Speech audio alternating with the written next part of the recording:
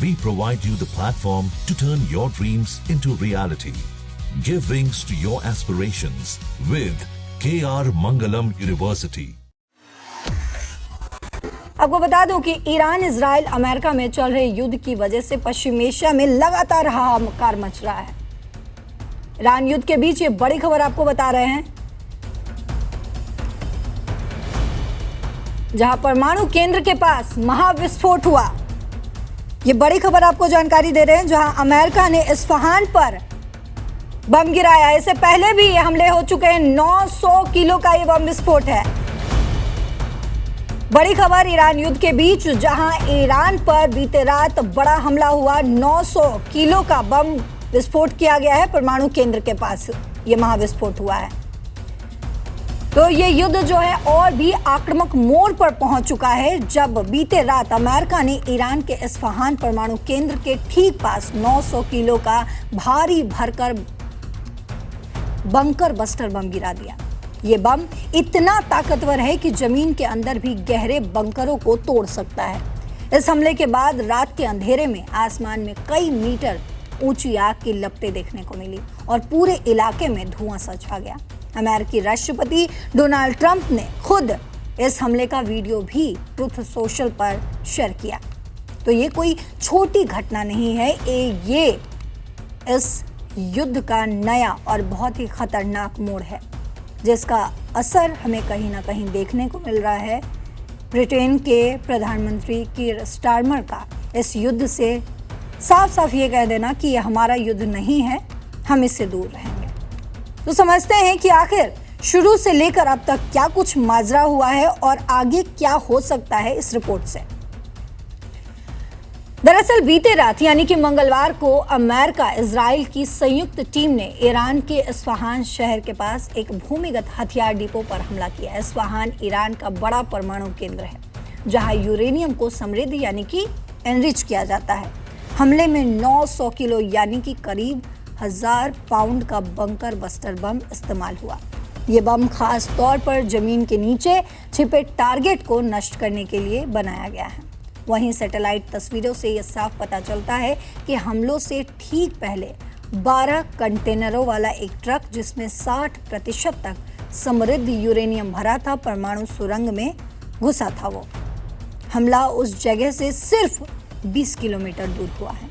Iran ने अभी तक आधिकारिक तौर पर पुष्टि नहीं की है, लेकिन ट्रंप का वीडियो और वॉल स्ट्रीट जर्नल की रिपोर्ट साफ बताती है कि ये हमला हुआ है। ईरान ने इस मामले पर तुरंत जवाब भी दिया।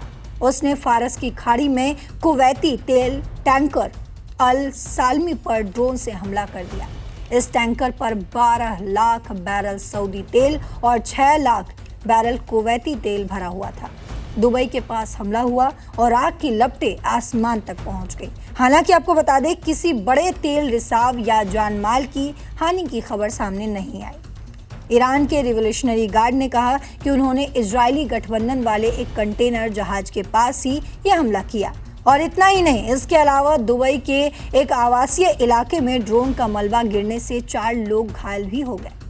वहीं बहरीन में सायरन बजते रहे और सऊदी अरब ने रियाद की तरफ आने वाली 3 बैलिस्टिक मिसाइलें रोक दी। इजराइल में भी ईरानी मिसाइलों की बौछार चली। पूरे दिन धमाके सुनाई दिए। तो आप समझ सकते हैं कि कोई एक देश नहीं है जो इस युद्ध से प्रभावित है, या फिर ये 3 देश, ईरान, इजराइल और अमेरिका। इसके अलावा कई ऐसे देश हैं जिस पर इसका सीधे सीधे असर देखने को मिल रहा है। तो अब समझते हैं कि इस पर पूरी दुनिया ने क्या कुछ प्रतिक्रिया दी है। ट्रंप का क्या कुछ रुख है। ट्रंप का रुख साफ है। उन्होंने कहा है कि 4 से 5 हफ्ते में युद्ध खत्म कर देंगे। स्ट्रेट ऑफ हॉर्मुज बंद होने पर भी अमेरिका ज्यादा दिन नहीं रुकेगा। नाटो देशों, जिसमें स्पेन, इटली, फ्रांस ने अपने बेस और हवाई क्षेत्र इस्तेमाल करने से ट्रंप को साफ साफ इनकार कर दिया है और इससे ट्रंप नाराज भी हो गए। उन्होंने लिखा कि तेल चाहिए तो खुद हॉर्मुज जाकर लेकर आओ, हम नहीं लड़ेंगे तुम्हारे लिए। वहीं ईरान की तरफ से बयान आया है। ईरान के विदेश मंत्री अब्बास अरागची कह रहे हैं कि अमेरिका से अनौपचारिक संदेश आ रहे हैं, लेकिन औपचारिक बातचीत नहीं हुई। वहीं चीन पाकिस्तान की अभी हमने बात भी की।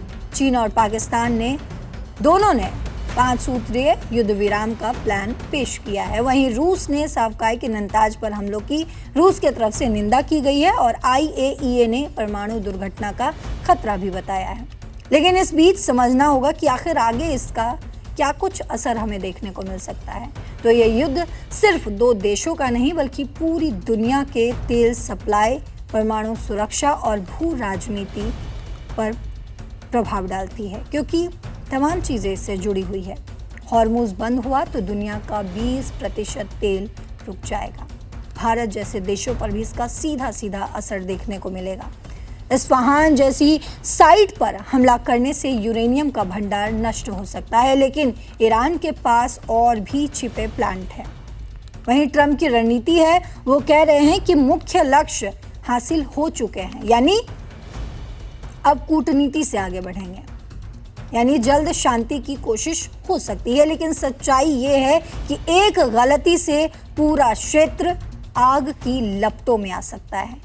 चीन पाकिस्तान का प्लान, नाटो की अनिच्छा और ट्रंप का सीमित युद्ध वाला बयान दिखाता है कि कोई भी पक्ष लंबा युद्ध नहीं चाहता, लेकिन ये युद्ध लगातार लंबा खिंचता हुआ दिख रहा है। हर दिन एक नया मोड़ आ रहा है। जहां अभी तक हम देख रहे थे कि यूके, जो एक बहुत बड़ा देश है, जो अमेरिका के साथ रहा है, आज की स्टारमर ने साफ साफ डोनाल्ड ट्रंप को ये कह दिया कि भाई हम तुम्हारा साथ नहीं देंगे, ना ही हम इस युद्ध में तुम्हारे साथ शामिल होंगे। तो आपको क्या लगता है कि क्या ये युद्ध जल्द से जल्द रुकेगा, जिस तरीके से डोनाल्ड ट्रंप ये कहते हुए नजर आते हैं? क्या ये युद्ध महायुद्ध की तरफ बढ़ रहा है?